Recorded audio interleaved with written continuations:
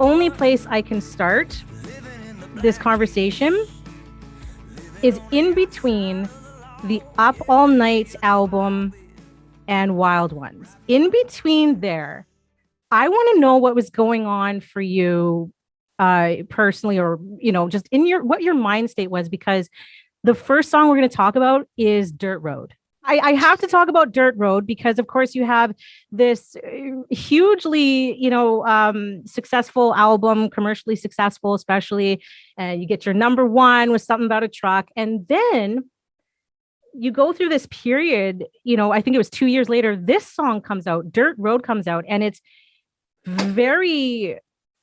I'm very analytical and I like to process things all the time and I go deep with it. And so when I heard this song, I was like, whoa, like he's really questioning some things. And so what was going on in between Up All Night and Wild Ones? Well, I think that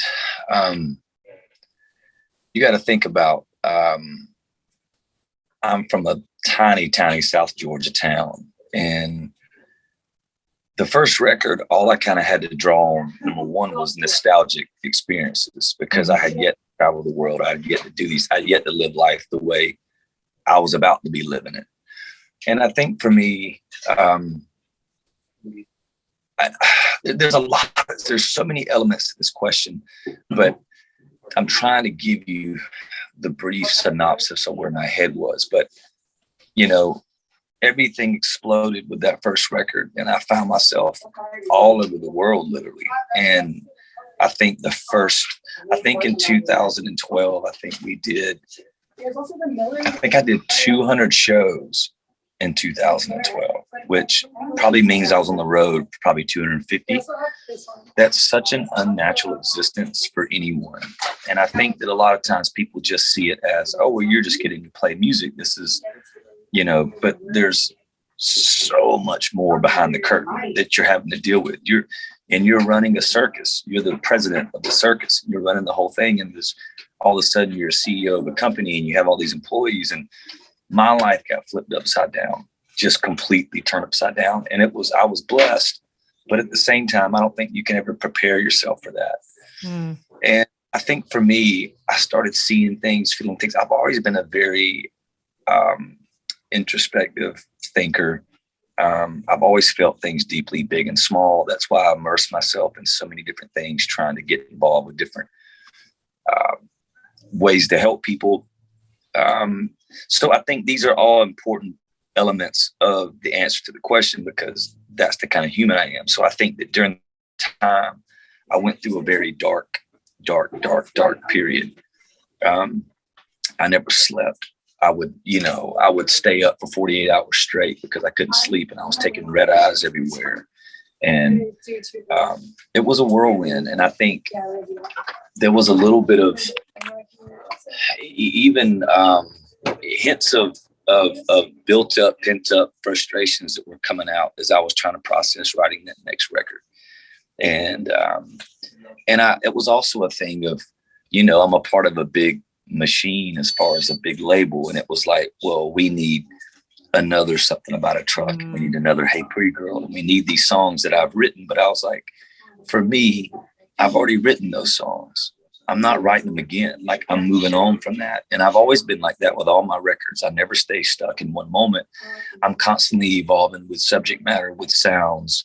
I'm trying to stretch as an artist. And I think, but during the Wild Ones was the first real stretch that you felt. And for me, I was thinking back on, where I'd come from at that time. And I've always had faith, and I've always been very open about that. But I was more touching on growing up in that sense of hellfire damnation, where it was just so thrust on you all the time. And I was singing more about how I felt as a teen, being in that environment every day, and not really understanding why I felt the way I felt back then. So that was more where I was touching on that. But I think the only reason I was able to get there is because of what I was going through between the Up All Night and making a Wild Ones.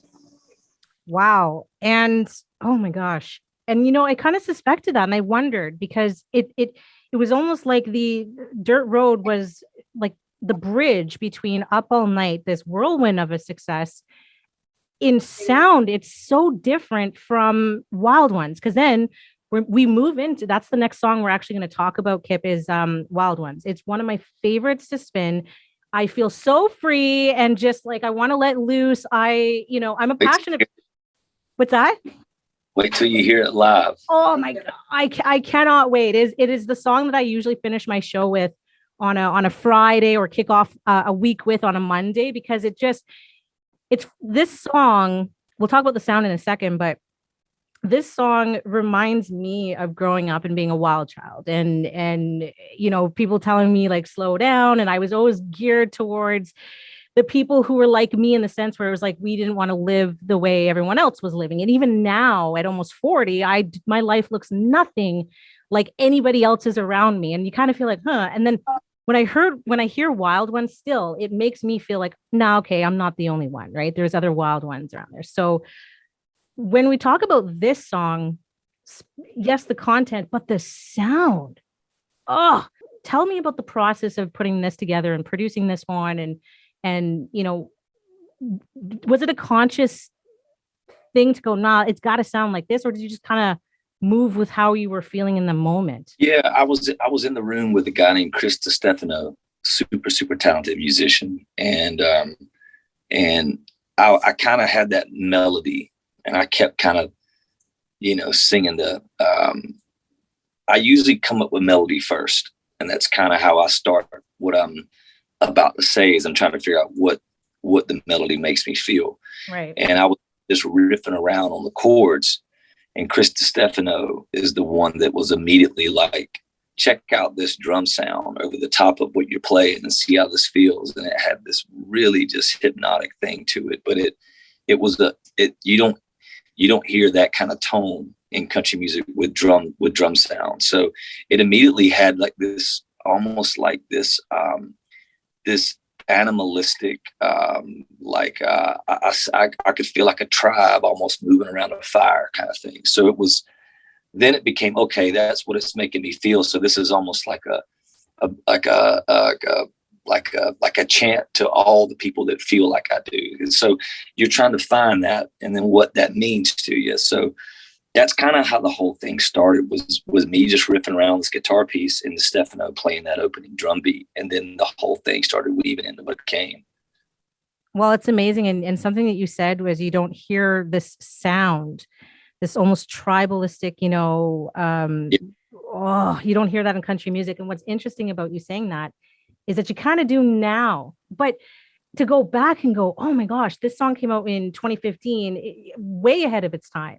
It was like the darker side of country, I want to say, Yeah, well, the interesting thing is that record didn't garner near the commercial success as the first one, but that record was way bigger for the fan base. It tripled the size of our fan base. And it also, I had, so many artists sending me messages about that record.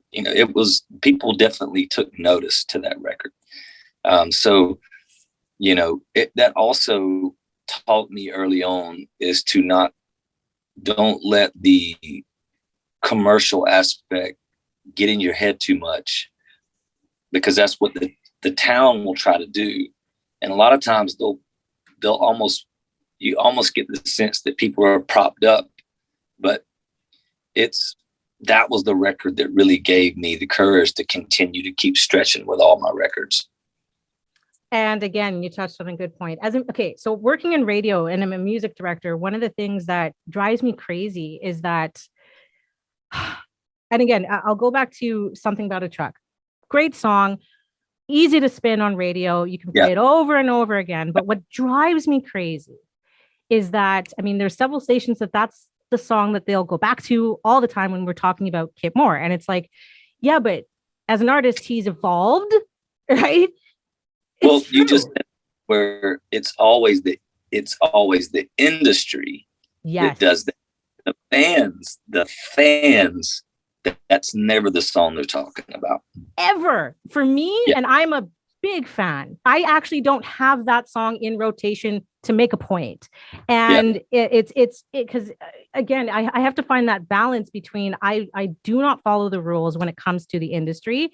And it's both gotten me into a lot of trouble and both helped me, in my career as well, just like you with fans, been able to grow a deeper fan base and a real fan base, real people who like real music. And I think that's what you are when we're talking about country music, especially, and the content of country music. Like I said, you've got love stories, you've got heartbreak stories, you've got whiskey stories, which are all great, right? I have a Venetian heart, so I'm in love with love, and so I love a good old fashioned country song. It just opens my heart right up. But where I lack personally, Kip, and what I think you do with your music for me and everybody who just loves and adores your music, you bring out that passionate side, that sexual, sensual side that we're kind of all a little bit of afraid to go admit that it exists, I think, for me especially.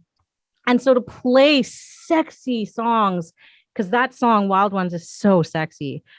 Just when it starts, like you said, animalistic, that raw animal. Oh my God, it's pure raw energy. So to play that over the airwaves is kind of like, I here you appreciate go. that. Yeah, so pretty cool. And then we move into, speaking of, I'm going a mile a minute here because I want to get it all out. Last Shot was actually the first song I heard of yours. And what drew me to you in this song was, I think, the first line when you talk about love's just one of those words that gets tossed around and it gets watered down. Like I said to you, I am in love with love. Love is just like music and love; they go hand in hand. But when I heard that line, I was like, "Okay, what's going on here? This is a different take on a country love song, and I absolutely love it." And so, in writing this one and going into this, can you tell me please a little bit about what you how you feel about love and that inspired this particular song and the way that you describe it and how you would say I love you to someone or profess that emotion? Yeah, I mean, I think that at the core of my spirit, I've always been a searcher, and it's that encompasses so many things. I've just been a searcher at my core with everything, whether it's food, whether it's travel, whether it's culture, whether it's,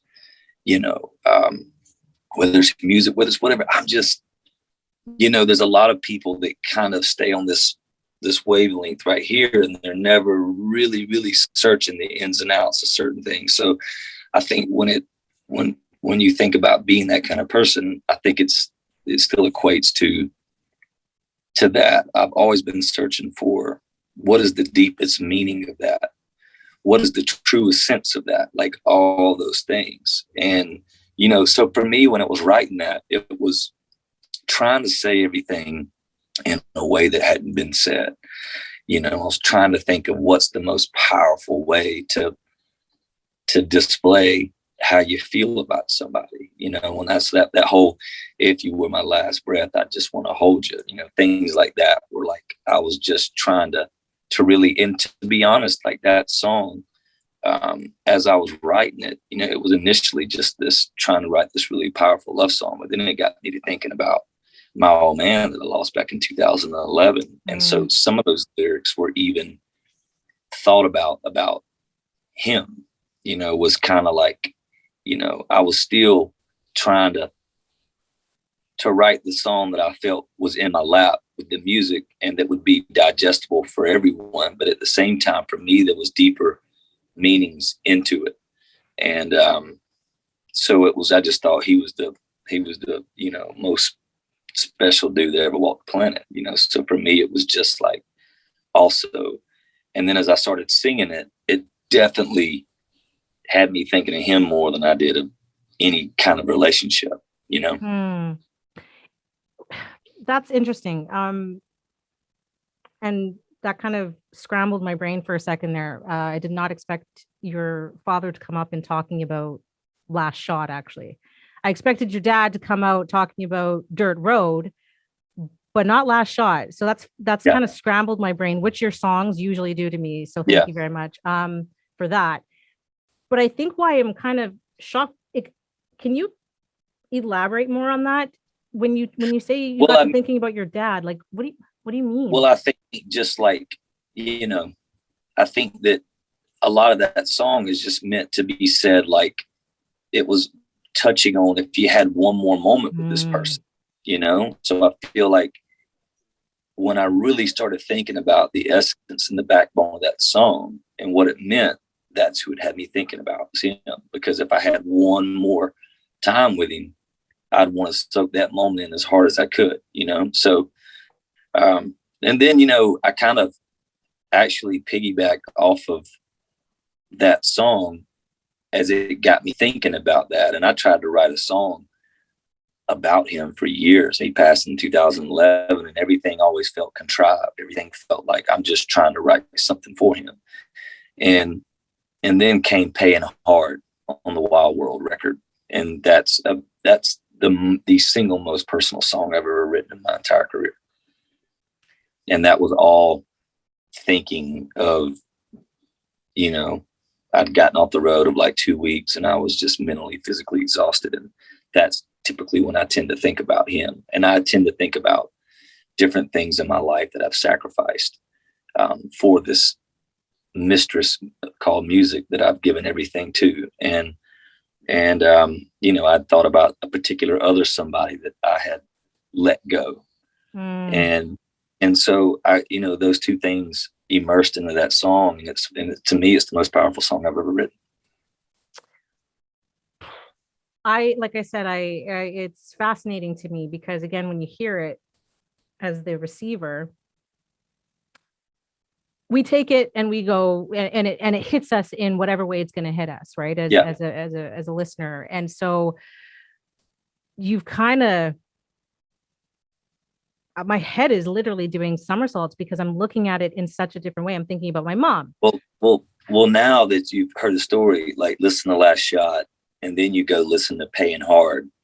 And it was the feelings I got from writing Last Shot after. It was like post Last Shot. Once I had time to let the song sink in with me, that was when the wheels started turning for Payin Hard. Brilliant. And then it was being in the room with, Weston Davis, who I've written so much music with, and someone like him that we understand each other so much. And he's such a gifted writer. And then, he knew where I was going right away as far as my melodic thought and some of the little nuggets that I was spitting. And then he said that opening line and we were off to the races with that. We're Payin Hard. My heart. You're killing me, Kip. You're killing me. Softly, but you're killing me. Holy moly. Yeah, I'm going to have to go back and dive into that because yeah. I'm going to be spending a couple of hours thinking about that one for sure. Because now you got me thinking about my mom and thinking because of course I like a hopeless romantic. I hear it and I'm like, oh my God, if a dude could just say that, just one of the things said in that freaking song to me, I would be a happy woman. Right. And it's just like, that's everything that I've been searching for my whole entire life. And you hear that and that's what I took from it. And now I'm going, so I'm going to kick myself a little bit later, but no, that's fascinating. That's fascinating. And speaking of Wild World, because that's the album now we're going to get into. And I had a very hard time narrowing down the songs that I wanted to talk to you about today, because this album, along with two others, got me through 2020. 100%. From start to finish. It's one of my favorite albums of all time. It's my favorite of the ones I've written. It kills me every time so narrowing it down, because Fire and Flame, when I first heard that one, I can't even tell you how it resonated with me, being stuck in the somewhere. Oh my gosh, it just resonated with me. And every time I hear it, this reckless heart that I can't tame, I'm like, oh my God, he's stuck. That song was a dream. It came to me as a dream. Okay. So the same way that Crazy One More Time came to me as a dream. And so it was like the middle of the night writing a lot of that. You're fascinating to me. Because not a lot of people talk about dreams. Not a lot of people understand we all have our own different versions of what dreams are, right? Fire and flame, I can hear that being literally like a dream, like a written in a dream, or came to you from some sort of, other world somewhere. I don't know, because that's how I felt when I first heard it. I felt like all of a sudden you were describing everything that I couldn't about who I am. Fascinating. So it was really hard for me. I'm not going to feature that song this week, but I'm glad you mentioned that. Then there's Crazy for You Tonight. Yeah. I this isn't even one of the songs that I wanted to talk about, and for a reason, because it's a very private song for me. And even if you play it on your show, I might have to leave my seat and go somewhere by myself, because I honestly don't think that it's a very private song. Your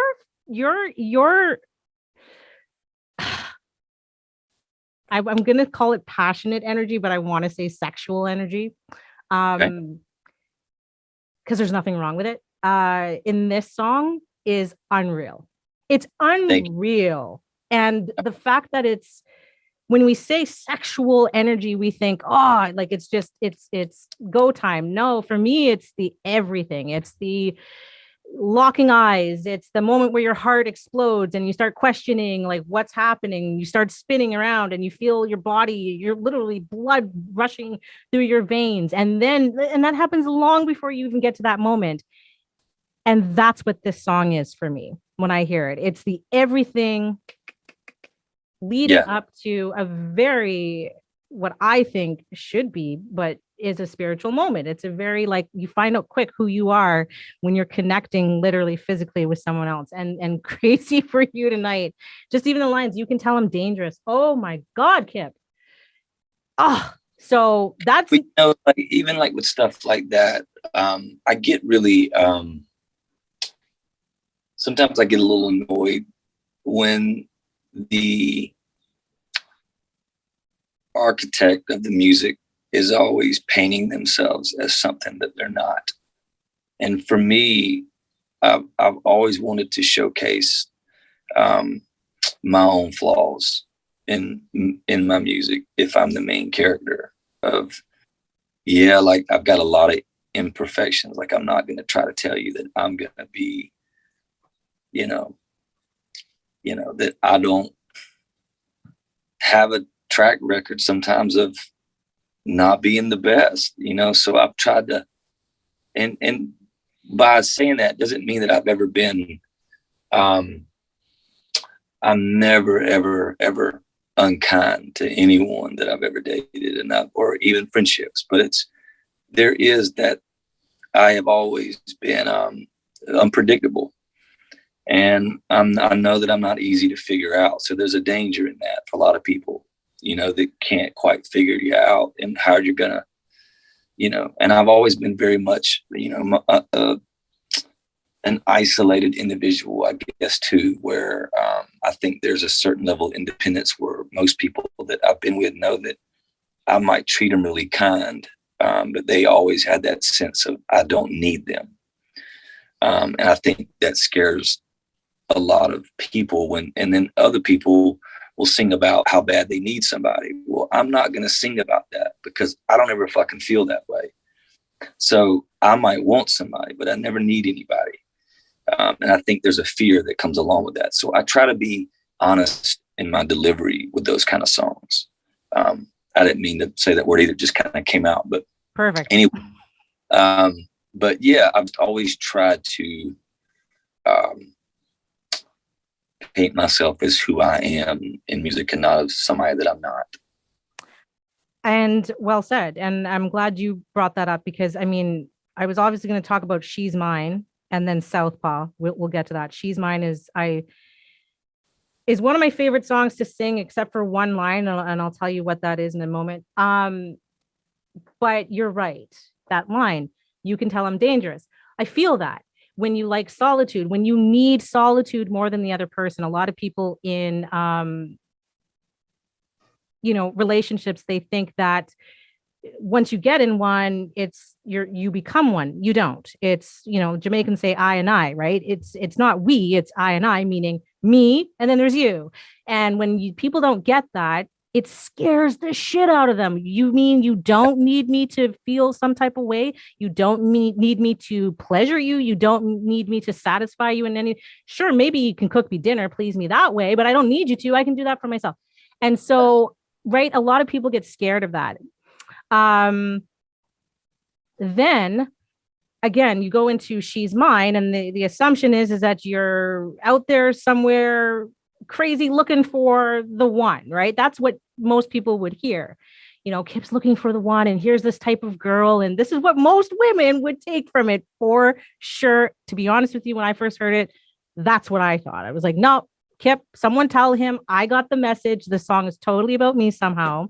And that's just real. That's the real truth, right?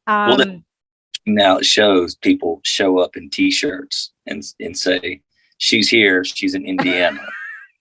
The other stuff. So, but of course they do. Yeah. For me, when I heard it, when I got over the fact that, number one, you say cheering for the Dallas Cowboys, that drives me nuts. No. Let me really, this was talked about in the room. Because when I said maybe she's in Dallas cheering for the Cowboys, is there any other team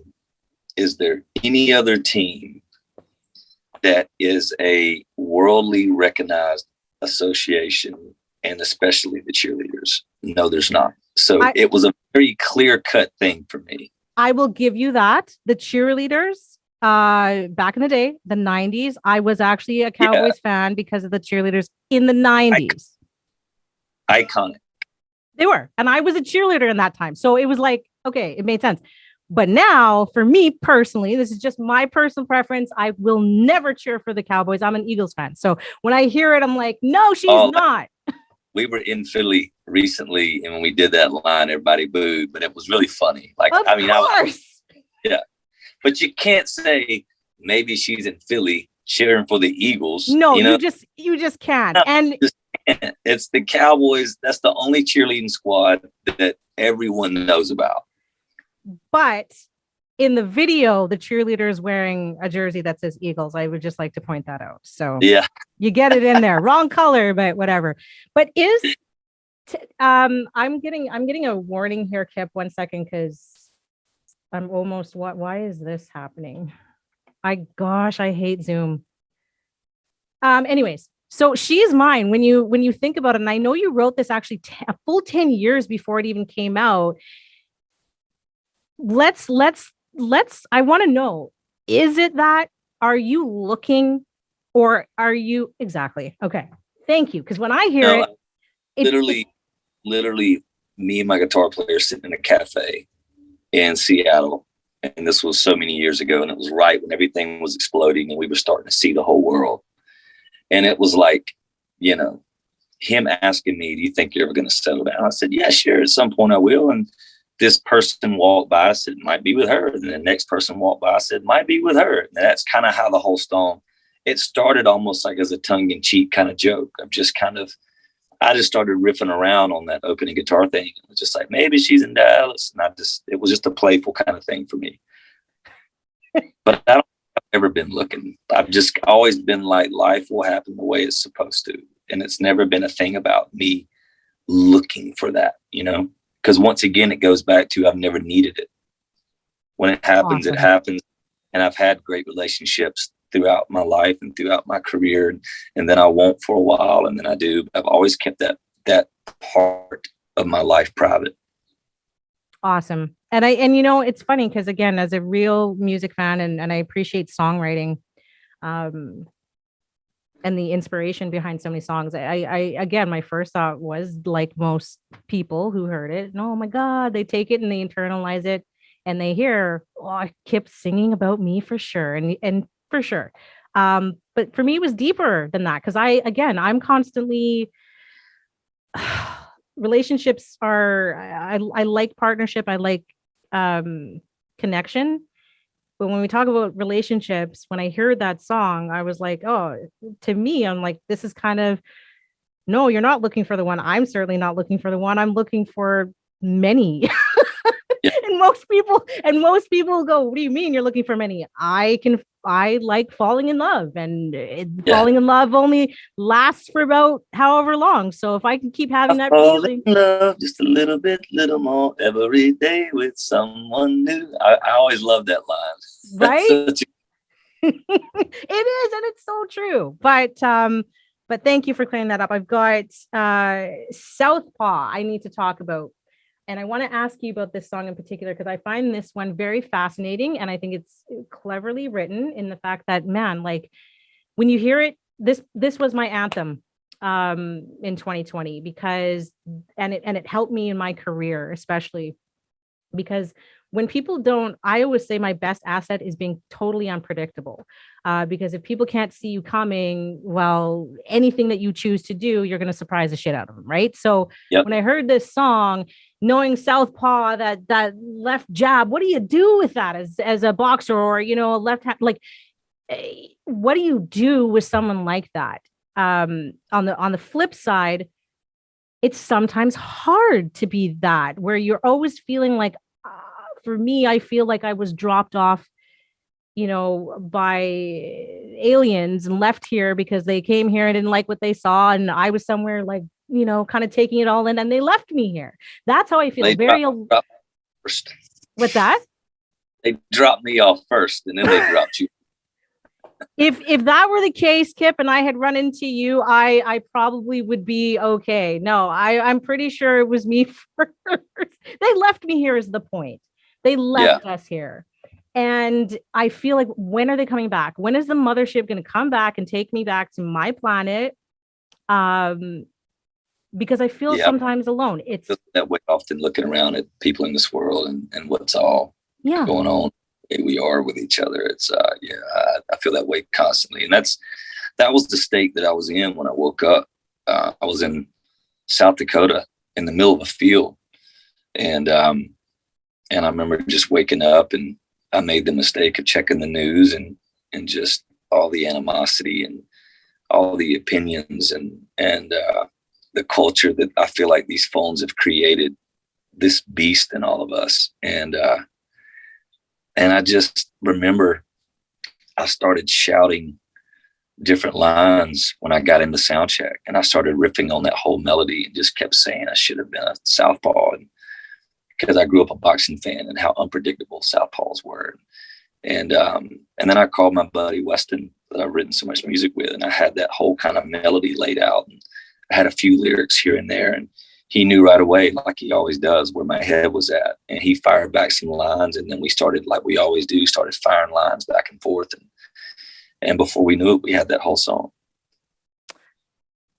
Well, like I said, when I heard it, it's funny when you don't know the person, the artist, you never met the person, in person, but you get this sense where you know them. And there's certain lines, there's certain songs that you just, for artists like you, not every artist you ever get to know really personally, I find. And that's a sin when we're talking about music. But that, for me, there's a lot of songs, of course, we've been through some of them, but Southpaw was one where I was like, like you said, he must be from another planet. Maybe he's from the same planet as me, because that's how I feel. I feel like I'm just so alone, and my heart hurts to think about everything that's going on in the planet, and has been going on in the planet forever. And will this ever change? But at the end of it, I'm still such an optimist, where I'm like, it has to eventually. It has to. How bad does it have to get first, though? And so Southpaw was, like I said, my personal. It got me through 2020. So I have to thank you for that. I think you're just fantastic. So keep doing what you're doing. Keep being real. Yeah.